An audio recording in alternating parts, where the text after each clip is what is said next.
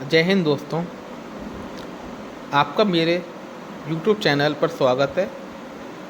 तो आज हम जीके का मोस्ट इम्पोर्टेंट और फेवरेट टॉपिक एग्ज़ाम के, अगर हम उससे देखें तो बहुत ही ज़्यादा इम्पोर्टेंट टॉपिक है, बिकॉज बिल्कुल न्यू ट्रेंडिंग टॉपिक है।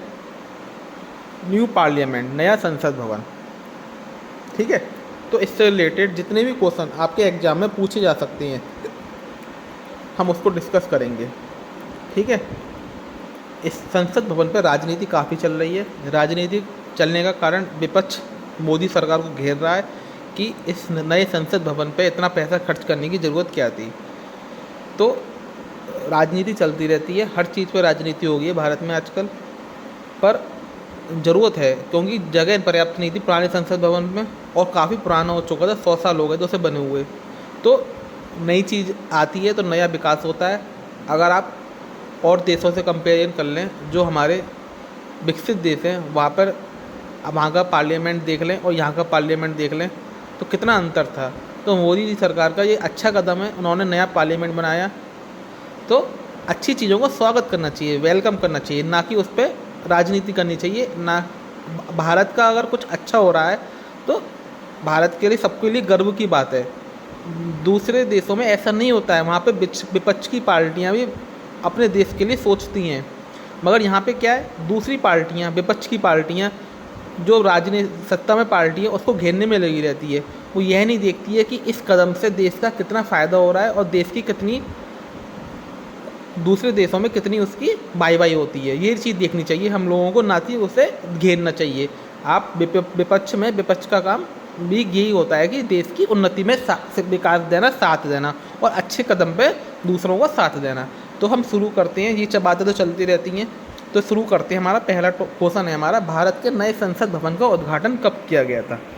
तो भारत का जो नया संसद भवन है उसका उद्घाटन आपका 28 मई को किया गया था। कब किया गया था? 28 मई को। तो आपको याद रखना है, नए संसद भवन का उद्घाटन 28 मई 2023 को किया गया था। ये आपको क्वेश्चन याद रखना है।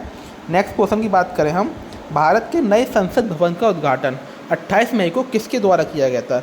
तो ये हमारे माननीय देश के वर्तमान प्रधानमंत्री हैं श्री दामोदर नरेंद्र दास मोदी। तो इन्होंने ही हमारे देश के नए संसद भवन का उद्घाटन किया था। तो इसका आंसर क्या हो जाएगा आपका? नरेंद्र मोदी। क्या हो जाएगा? नरेंद्र मोदी। नेक्स्ट क्वेश्चन की अगर हम बात करें, नेक्स्ट क्वेश्चन है हमारा, नया संसद भवन का वास्तुकार कौन है। जो नए संसद भवन के वास्तुकार थे हमारे, वो हैं हमारे बिमल पटेल। कौन थे? हमारे बिमल पटेल। तो बिमल पटेल जो हैं हमारे नए संसद भवन की कौन है? वास्तुकार हैं। वास्तु कौन? बिमल पटेल। नेक्स्ट क्वेश्चन की अगर हम बात करें, नए भवन को बनाने में लगभग कितने करोड़ रुपए खर्च हुए। तो ये हमारा पुराना भवन है। आप देखिए, पुराना संसद भवन कैसा था? हमारा गोलाकार आकृति का था, मगर जो नया संसद बना हमारा, वो त्रिभुजाकार आकृति का है। तो ये क्वेश्चन भी इंपॉर्टेंट है, नए संसद भवन का आकार क्या है। तो आपको याद रखना है, त्रिभुजाकार है। ये नया संसद भवन है, ये पुराना संसद भवन है। ये पुराना संसद भवन जो था वो आपका 1921 में बनना शुरू हुआ था और 1927 में बना था। इसको बनाने में करीब 83 लाख रुपए खर्च हुए थे। कितने खर्च हुए थे? पुराने वाले को 83 लाख रुपए खर्च हुए थे, मगर जो नया संसद भवन है उसको बनाने में 1200 करोड़ का खर्चा आया। कितने करोड़ का? 1200 करोड़ का खर्चा आया। और काफ़ी बड़ी इमारत है ये, 4 मंजिला इमारत है, त्रिभुजाकार है, काफ़ी बड़े एरिया में ये बनाया गया है और काफ़ी देखने में इतना आकर्षित है, बहुत सुंदर लग रहा है। और जो आपका ये भी याद रखना है, जो पुराना आपका संसद भवन है उसको म्यूजियम में बदल दिया गया है। किस में बदल दिया गया है? म्यूजियम में बदल दिया गया है। वहाँ पर काफ़ी ऐतिहासिक चीज़ें रखी जाएंगी, जहाँ पे पर्यटक देखने जा सकते हैं, और उससे भी अच्छी खासी कमाई भारत सरकार को होगी। तो भारत सरकार भी कोई कदम उठाती है तो सोच समझ के उठाती है। अब आप देखिए, पुराने संसद भवन को जो म्यूजियम में बदला जा रहा है तो उसकी टिकट भी कुछ रखी जाएगी। जब टिकट रखी जाएगी तो लोग देखने आएंगे, काफ़ी ऐतिहासिक चीज़ें होंगी वहाँ पर, तो पैसा आएगा उससे। तो चीज़ों को विरोध ना करके चीज़ों को सोचना चाहिए कि उस चीज़ से, उस कदम से देश का फ़ायदा हो रहा है या नुकसान हो रहा है, या दूसरे देश में उस कदम का कितना समर्थन हो रहा है। ये चीज़ आपको देखनी चाहिए। ठीक है, नेक्स्ट क्वेश्चन की बात करें हम, नए भवन के लोकसभा चैम्बर में कितने सदस्यों की बैठने की क्षमता है। जो आपका नया भवन बना है उसमें लोकसभा के कितने मेंबर बैठ सकते हैं? तो 888 सदस्य। कितने बैठ सकते हैं? 888 सदस्य।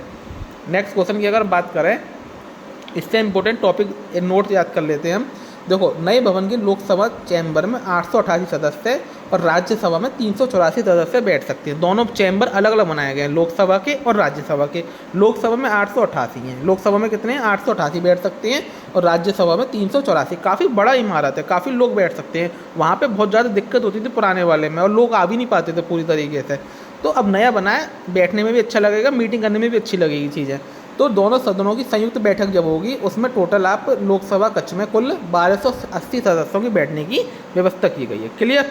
नेक्स्ट क्वेश्चन हम बात करें, नए संसद भवन की आधारशिला कब रखी गई थी? तो नया संसद भवन जो है वो आपका शुरू हुआ था बनना 10 दिसंबर 2020 को। काफ़ी जल्दी बन गया, 3 साल के अंदर बन गया आपका, काफ़ी तेज़ी से काम हुआ है। 10 दिसंबर 2020 को आपका नया संसद भवन बन गया। नेक्स्ट क्वेश्चन अगर हम बात करें तो इसमें हम नोट याद रख लें, नए संसद भवन को 10 दिसंबर 2020 को आधारशिला रखी गई और 3 साल से कम समय में बनकर तैयार हो गया। क्लियर। 64,500 वर्ग मीटर में फैली ये 4 मंजिला इमारत त्रिकोणीय आकार की, जैसा कि मैंने आपको बताया था ये त्रिकोणीय आकार की और कितनी मंजिला है 4 मंजिला इमारत है। इसका टोटल एरिया भी आपको याद रखना है, ये क्वेश्चन भी इंपॉर्टेंट है आपका। 64,500 64,500 स्क्वायर मीटर में ये फैली इमारत है आपकी। नेक्स्ट क्वेश्चन अगर हम बात करें, संसद भवन में कितने प्रवेश द्वार हैं? तो आपको पता होना चाहिए संसद भवन है तो इसमें 3 प्रवेश द्वार हैं, 3 जगह से लोग आ सकते हैं इसके अंदर। तो कितने द्वार हैं? 3 प्रवेश द्वार है। अब 3 प्रवेश द्वार का नाम भी रखा गया है तो उन नामों को भी हम याद रखेंगे। पहला प्रवेश द्वार है आपका ज्ञान द्वार। कौन सा?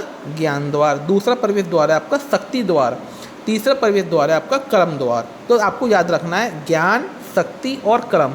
ज्ञान, शक्ति और क्रम 3 द्वार बनाए गए हैं जिसमें आपको वीआईपी, सांसदों और आगंतुकों के लिए अलग अलग प्रवेश द्वार है। तो कौन कौन से नाम है? ज्ञान, शक्ति और क्रम। बहुत ही इंपॉर्टेंट टॉपिक है, आपको याद रखना है ज्ञान, शक्ति और क्रम। नई संसद में लोकसभा कक्ष की थीम, देखो लोकसभा कक्ष बना है एक और एक राज्यसभा कक्ष बना है। तो आपको याद देखेंगे यहाँ से आप, तो जो लोकसभा हमारा कक्ष है उसकी थीम जो रखी गई है वो रखी गई है आपकी राष्ट्रीय पक्षी मोर। क्या रखी गई है? राष्ट्रीय पक्षी मोर। आप देखेंगे मोर की आकृति का दिख रहा होगा आपको, तो इसकी थीम रखी गई है राष्ट्रीय पक्षी मोर। और जो हमारा राज्यसभा जो कक्ष है उसकी थीम रखी गई है राष्ट्रीय फूल कमल। आपको क्या याद रखना है? लोकसभा कक्ष की थीम जो है राष्ट्रीय पक्षी मोर है और राज्यसभा की कितनी कौन सी है? राष्ट्रीय फूल कमल। नेक्स्ट क्वेश्चन की अगर हम बात करें, नेक्स्ट क्वेश्चन है हमारे नए संसद भवन में राज्यसभा कक्ष की थीम क्या है? तो जैसा कि मैंने आपको बताया था लोकसभा की कौन क्या है? राष्ट्रीय पक्षी मोर। और राज्यसभा की पूछ रहा है तो क्या हो जाएगी? राष्ट्रीय फूल कमल। जी हमारा क्या हो जाएगा? सही आंसर हो जाएगा। नेक्स्ट क्वेश्चन अगर बात करें, संसद भवन के उद्घाटन के उपलक्ष्य में कितने रुपए का सिक्का जारी किया गया है? तो भारत सरकार द्वारा 75 रुपये का सिक्का जारी किया गया है। कितने रुपये का? 75 रुपये का सिक्का जारी किया गया है, जिसमें हमारा 40% चांदी है, 40% कांसा है और बाकी चीज़ें अन्य धातुओं से बना हुआ है। ये काफ़ी इंपॉर्टेंट क्वेश्चन है ये, तो याद रखना है आपको। प्रधानमंत्री नरेंद्र मोदी ने 28 मई को नए संसद भवन का उद्घाटन किया। इस अवसर पर 75 रुपये का सिक्का और विशेष स्मारक डाक टिकट भी जारी किया गया। क्या जारी किया गया? डाक टिकट। क्लियर। हाँ, नए संसद में ऐतिहासिक राजदंड सेंगोल, जो आपका ऐतिहासिक राजदंड है सेंगोल को लोकसभा अध्यक्ष के आसन के समीप स्थापित किया गया है। सेंगोल किसका प्रतीक होता है? सेंगोल है हमारा इस सत्ता हस्तांतरण का प्रतीक होता है सेंगोल। अब तो सेंगोल की बात अगर हम बात कर लें, सेंगोल जो है हमारा जैसे जब हमारा देश में प्रधानमंत्री बने थे जवाहरलाल नेहरू, कौन बने थे? जवाहरलाल नेहरू बने थे।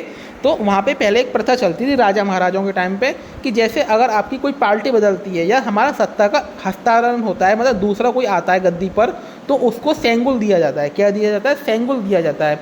इसका अर्थ ये है आपकी जो सत्ता है हमारे हाथ में आ गई है। तो ये जवाहरलाल नेहरू को यह प्रथा पता लगी तो उन्होंने तमिलनाडु से सेंगोल मंगाया और अंग्रेज़ों को दिया। फिर अंग्रेज़ों ने जवाहरलाल नेहरू को वो सेंगुल दिया, जिससे ये पता लगा कि वो हमारा अब आपकी अंग्रेज़ों के हाथ में जो सत्ता थी अब वो भारत के हाथ में आ गई है। तो सेंगोल का अर्थ यही है जो हमारी सत्ता है उसका हस्तांतरण हो रहा है। हमारा क्या हो रहा है? सत्ता का हस्तांतरण हो रहा है, मतलब सत्ता दूसरे के हाथ में आ रही है।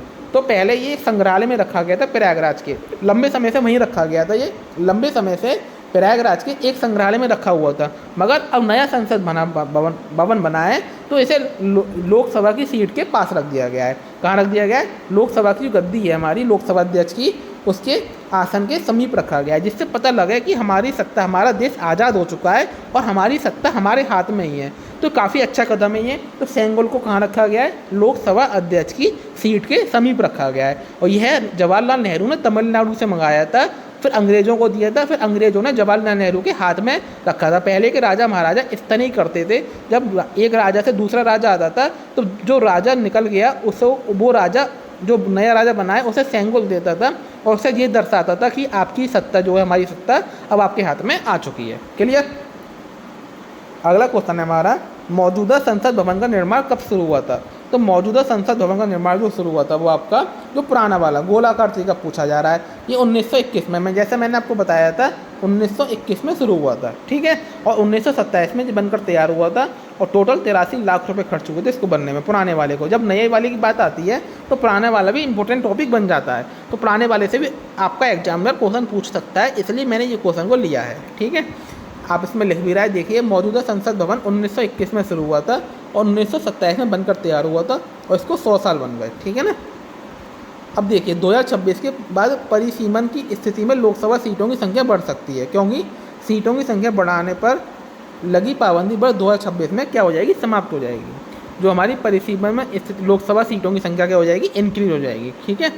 आपको ये इंपॉर्टेंट टॉपिक थे, हमारे इंपॉर्टेंट क्वेश्चन थे। अगर आपको वीडियो अच्छी लगी हो तो चैनल को सब्सक्राइब करें। Thanks for watching my video.